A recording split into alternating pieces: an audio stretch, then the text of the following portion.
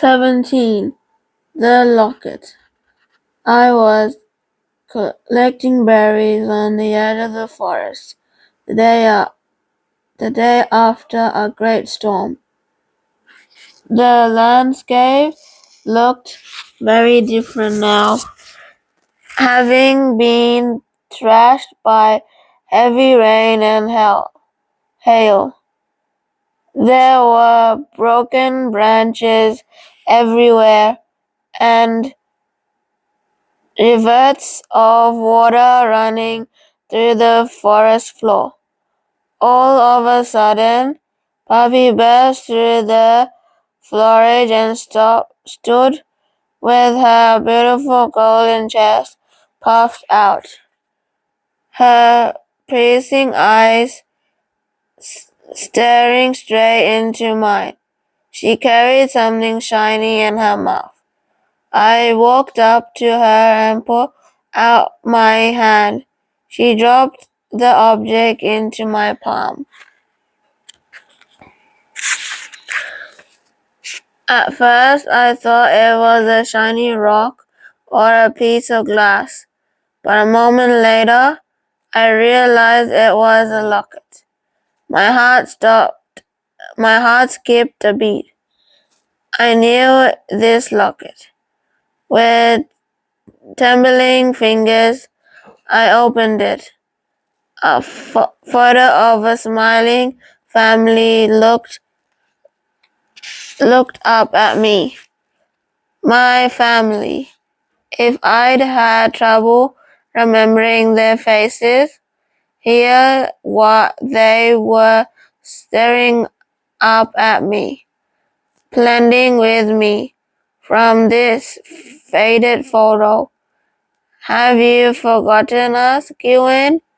Tears dripped onto the locket. I knew what I had to do. I fled. I felt a rush of emotions as I packed. Excitingly, sadness, longing, and fear all mixed up together. I was not packing for a day, or a few days, or even a week, which was the longest we'd ever ventured away. I was packing for forever. I filled backpack with water bottles and sticks to rub to make fire, and all the dried meat we had left. I gathered warm clothes and knives and scissors, and a tent that I found. We all carried backpacks, except for Eagle and Tiny. I had no idea how long it was going to take to discover what had happened to my family, but I wasn't going to stop until I had an answer. And if they were alive out there, I won't give up until I found them. I remember that day we had found Eagle. I thought I'd seen something from the mountain top that looked like an aeroplane flying north. Okay, doggies, we are going on a big trip over the mountains to the other side. They looked at me quizzically with their big doggy eyes, not knowing exactly what was going on, but seeing that something was about to change. You guys up for it? They wagged their tails. You are the leader. What about you, Eagle? She bowed her head against my cheek. I looked around at the line of the cars. Maybe of them now rushed. I looked around at the line of cars. Maybe of them now rusted. Some even with plants growing out of them. This wide road had been my home for the last 4 years. It was all very familiar, but now I wasn't sure I missed it. I guess there was only one way to find out. Okay then, you lot, let's go.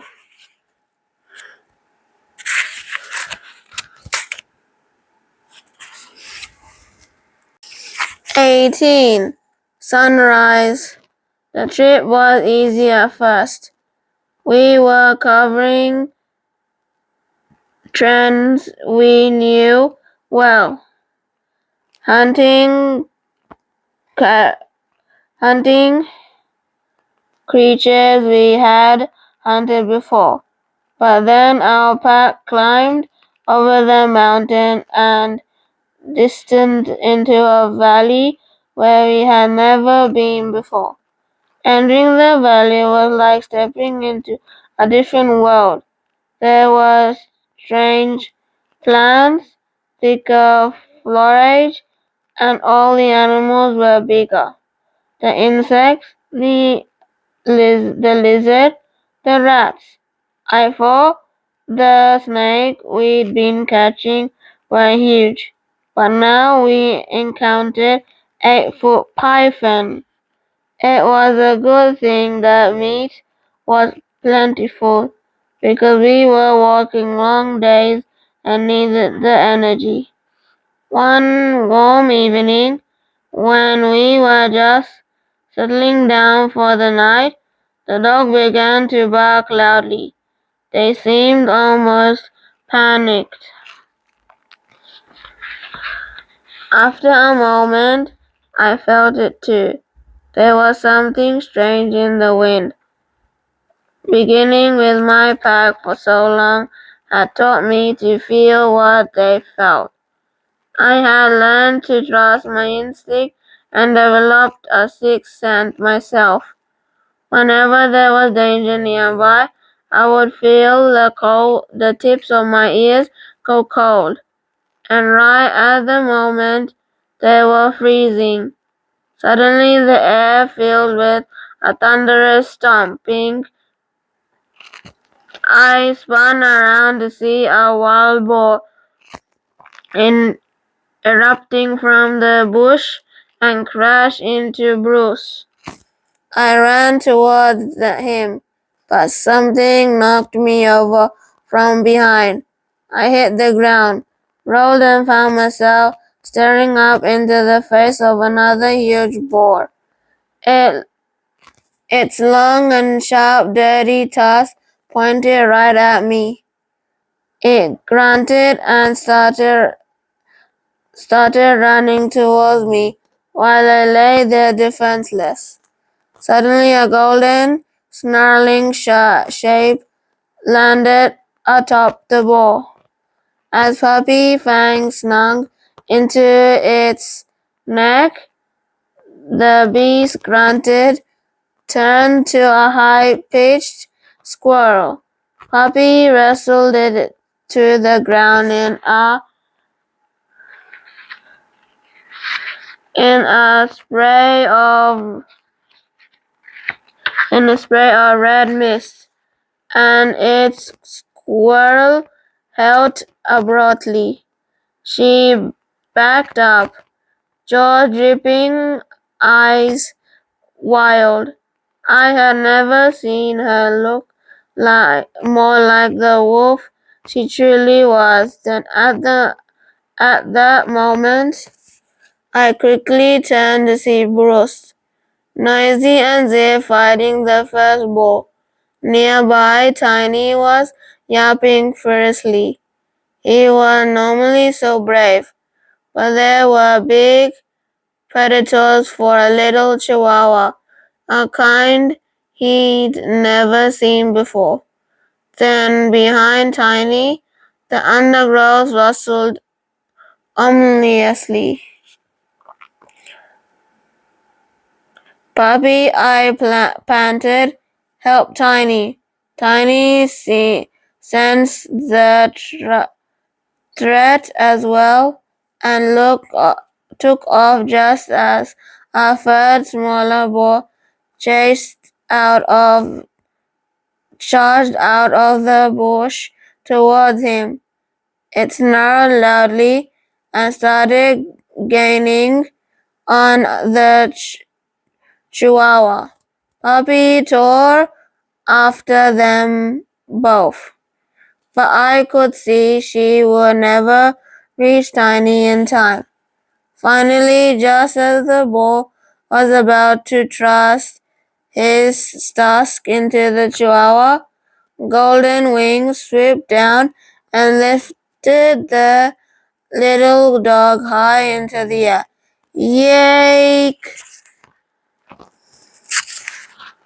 Eagle had picked up Tiny by the shoulders.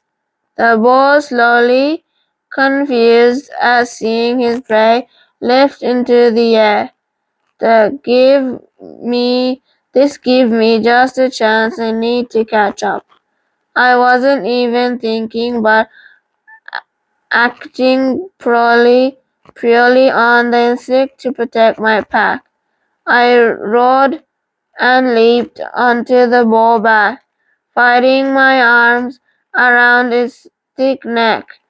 It shook me vigorously and tried to buck me off, but I held on fiercely, tightening my grip around its throat. Rug! I yelled. The bull shrugged sideways under my weight and toppled, landing half on top of me, kicking his legs at the air. Puppy soon began circling us, snarling, ready to dart in and finish the job.